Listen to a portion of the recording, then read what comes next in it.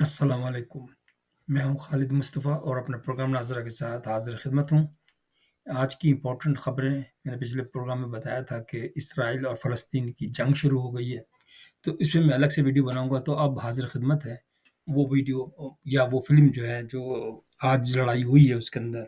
तो उसके अंदर बैकग्राउंड सबसे पहले मैं बताऊँगा आपको वो बैकग्राउंड क्या है। ये बड़ा पुराना बर्निंग इश्यू है फ़लस्तीनियों का और इनका यहूदियों का।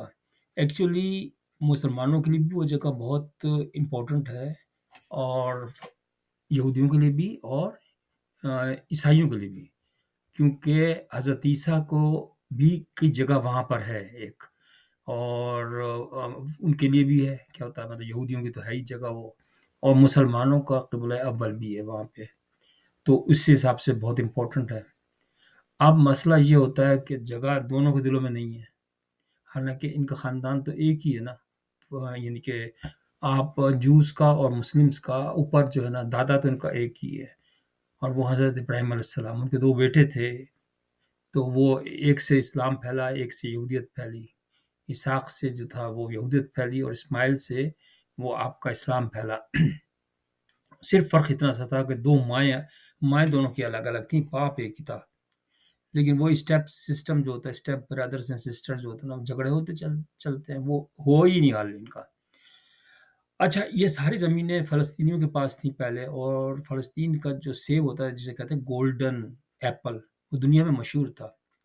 लेकिन ये अय्याश बहुत हैं अरब में ना, तो इन्होंने क्या किया कि वो बेचारे मेहनती हैं यहूदी, तो इन्होंने अपने जो था ना औरतें उन्होंने सप्लाई की, और ये औरतों के शौकीन थे अरब। तो आहिस्ता-आहिस्ता ये हो गया, वो तो बेचारे मज़दूर थे यहूदी। एक वक़्त ये आया कि वो मालिक बन गए और ये अरब जो थे ना वो मज़दूर बन गए उनके, अय्याशी की वजह से। अब दोनों एक-दूसरे पे जब भी मौका मिलता है लड़ाई करते हैं। बहुत कोशिश की, सब मुल्कों ने बहुत कोशिश की। यासिर अराफ़ात साहब थे, वो मर गए, लेकिन उन्होंने बड़ी कोशिश की, लेकिन बहरहाल ये मसला हल नहीं हुआ। अब इंटरनेशनल कम्युनिटी का जो इम्पोर्टेंट रोल है वो यही है कि भाई इनको अलग-अलग मुल्क दे दो।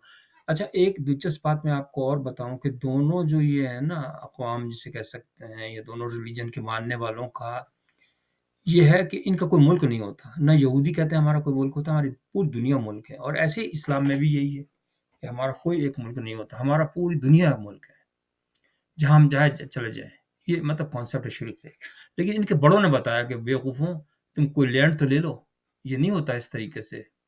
अपना लैंड, फिर इन्होंने होश आया, फिर इन्होंने सेकंड वर्ल्ड वॉर के बाद जो था ना बसाना शुरू कर दिया, मुख्तलिफ रशिया से, जर्मनी से, इधर-उधर से यहूदी पहुँचना शुरू हो गए इसराइल, और उन्होंने फ्री कर दिया। पाकिस्तान से भी गए इसराइल में। उनको बहुत फैसिलिटीज़ देते हैं, उनको घर देते हैं, उनको पैसे देते हैं, महीने के हिसाब से राशन फ्री, घर फ्री, सब कुछ देते हैं। तो लेकिन झगड़ा अपनी जगह पर है। अब ये हुआ कि कल ये भी देखें, इन्होंने बहुत कोशिश की मुसलमान मुल्कों से मदद माँगने की, लेकिन कोई हेल्प नहीं करता। ये तो दस्तूर है ना, कोई हेल्प नहीं करता। हेल्प आपको खुद ही करनी पड़ती है। प्यारे नबी ने और हज़रत उमर और जितने थे सब लोगों ने किस तरीके से वो किया, ऑक्युपाई किया या कब्ज़ा किया मुल्कों-मुल्कों, वो खुद ही से, ताकत से। तो अब ये है कि इन लोग का बस हो गई इनकी भी, क्यों कोई हेल्प नहीं करता था। ईरान छुप-छुप के करता था, हमास एक जमात है इनकी, उसके ज़रिए।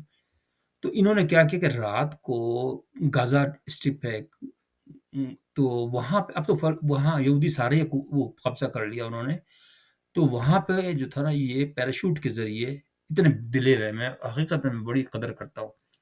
ये अच्छा, वो उतर गए उसके अंदर पैराशूट के ज़रिए, और उन्होंने मारना शुरू कर दिया, और मैं कहता हूँ पहली दफ़ा ये फेल हुआ है इज़राइली फ़ौज का। जितना उनका इमेज था ना कि बहुत स्ट्रॉन्ग है, बिल्कुल ज़ीरो निकले। उनके मेजर जनरल को भी गिरफ्तार कर लिया, और 250, वो तो एक उसके लिए भी अगर वो मर जाए ना इसराइली, तो वो बड़ा गुस्सा करते हैं कि 250 के करीब जो है ना वो मार दिए उन्होंने।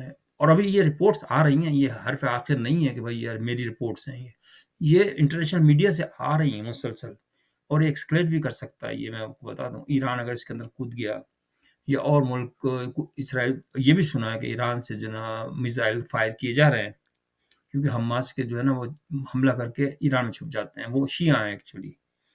तो बहरहाल अब देखते हैं कि क्या होता क्या है। तो ये तो बैकग्राउंड है। अब ये है कि اب ان کو بھی موقع مل رہا ہے، اسرائیلی جو ہیں وہ اس کو جواب میں، اور وہ پھر یہ نہیں دیکھ رہے کہ کون عورت ہے، کون ایک عورت ہے جس کو مسلمان تھی، حاملہ تھی، اس کو مار دیا، اس کے بچوں کو بھی مار دیا۔ اسی طرح اس کی انگلینڈ کی ایک عورت بیچاری گزر رہی تھی، اس کے اندر 2 بچے بھی تھے، گزر رہی تھی یا وہاں رہ رہی تھی، کیا ہوا، وہ بھی مار دیا دونوں کو۔ وہ تو پھر اس تو حال کے اندر تو یہ ہوتا ہی ہے۔ لیکن میرا یہ کہنے کا مقصد یہ ہے کہ مسلمانوں، اب یہ وقت آ گیا ہے کہ شاید فلسطین آزاد ہو جائے۔ مطلب یہ تو ہونا پڑے گا، اس لیے کہ ظاہر ہے گھر تو ان کو بھی چاہیے اور ان کو بھی چاہیے۔ ایز اے نیوٹرل اگر ہم سوچیں تو ان کا بھی حق ہے، یہودیوں کا، وہ بھی دنیا میں رہتے ہیں، ان کو بھی تو گھر چاہیے نا۔ اور ان کو بھی چاہیے، فلسطینیوں کو، ان کا تو گھر ہی تھا ایکچولی، زیادہ تر ٹائم تو مسلمانوں کے پاس رہا نا فلسطین۔